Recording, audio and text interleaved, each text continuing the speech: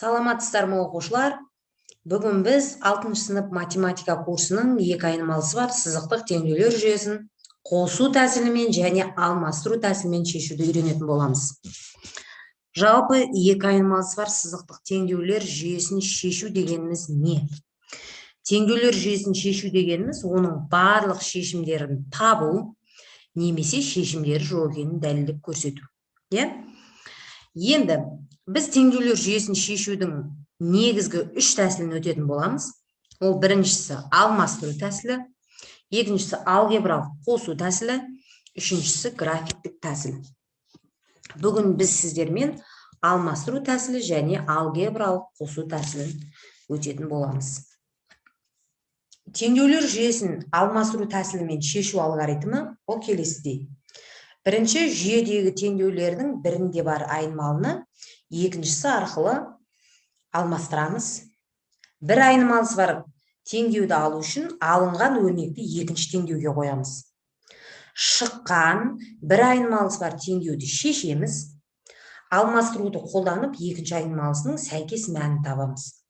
Жүйенің жауабы айнымалының сандық мәндерінің жұбы түрінде жазылады.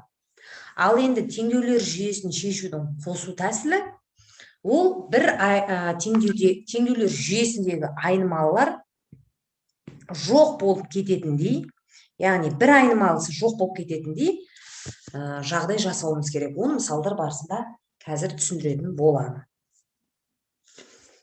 Келесі бізде бір мысал алып қарастырып көрейік теңдеулер жүйесін алмастыру тәсілімен шешуге. Мына қараңыздар. Теңдеулер жүйесі бірінші теңдеуіміз 3х плюс 2y тең 27.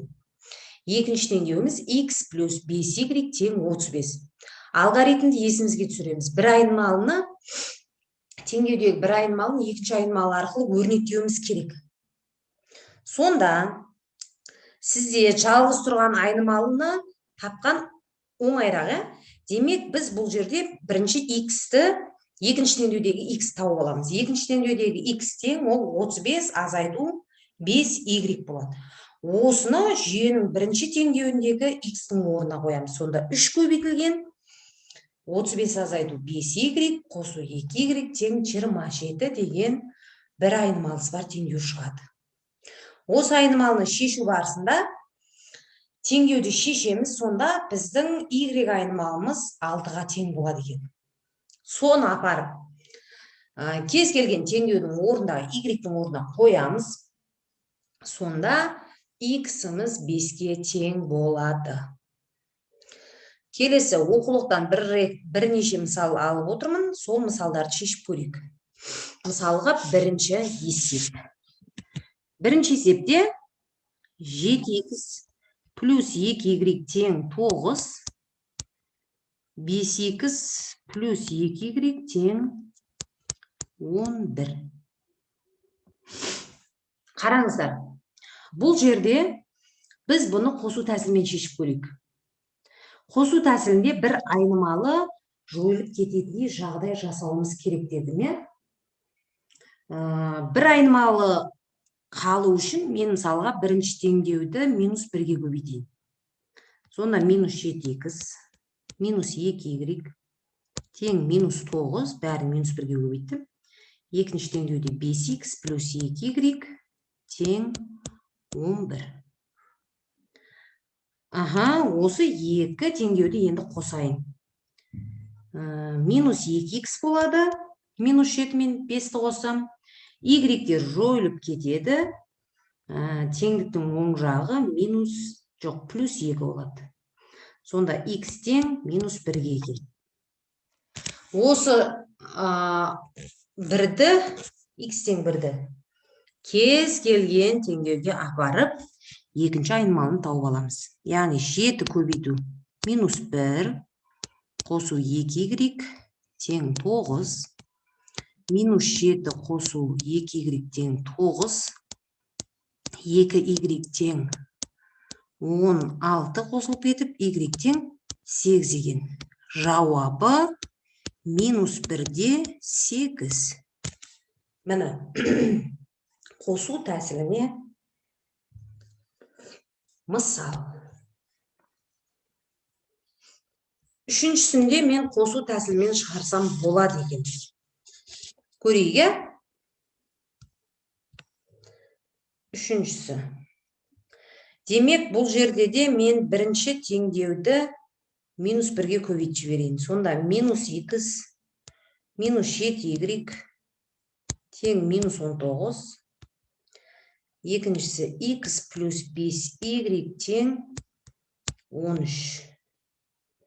Екеуін қосып жіберсем, так, минус 2y қалады, тең минус 19 бен плюс 13, ол бізде минус 6. Y тең 3-ке екен.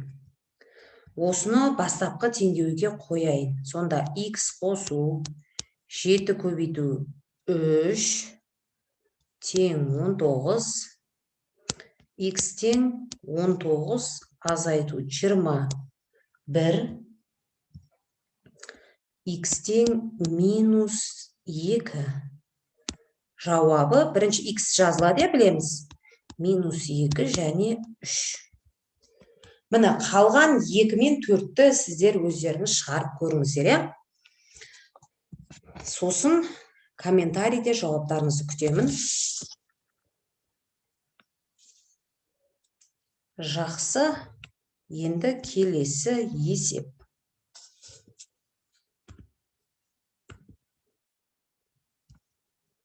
Келесі бізде теңдеулер жүйесін бұл да қосу тәсілімен шешуге арналған екен.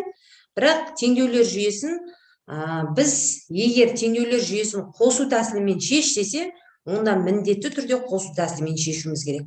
Ал егер теңдеулер жүйесін шешіңіз десе, сіз қай тәсілді қолданып шешсеңізде өзіңіз білесіз. Енді мен осы жерде 2-ні көрсетейін, шамалы өзгешерек екен. Қараңыздар. Бірінші теңдеуден қосу тәсілімен шешу керек болғандықтан, мен бұл жерде бірінші теңдеуді минус 3-ке көбейтіп жіберейін. Сонда минус 3x плюс 24y сосын 17-ні минус 3-ке көбейтем плюс 51 тең 0. Екінші теңдеу 3x өзгеріс жазамыз. 4y минус 23 тең 0. Енді осы 2 теңдеуді қосып жіберем. Сонда 28y 51 мен 23 болады плюс 28 тең 0. 28y тең минус 28, y тең минус 1 екен. Осы шыққан минус 1-ді бірінші теңдеуге апарып қояйын. Мысалға қараңыздар, x азайту 8 көбейту минус 1, минус 17 тең 0. 1 ғой. Сонда x қосу 8 азайту 17 тең 0, x тең 8-ден 17-ні азайтатын болса, бізде шығады минус 9, ол теңдіктің келесі бетіне плюс 9 болып өтеді. Яғни мына жер 9 жаза кетейінші. Тең 0, осы теңдеуді шешсем, x тең 9 шығады. Жауабы x 9 болды, y минус 1 болды. Міне. Сіздерге түсінікті болды деген ойдамын. Егер сұрақтарыңыз болса, комментарийде күтемін. Каналға жазылып, лайк басып, подписка жасауды ұмытпаңыздар. Жақсы, рахмет, сау болыңыздар.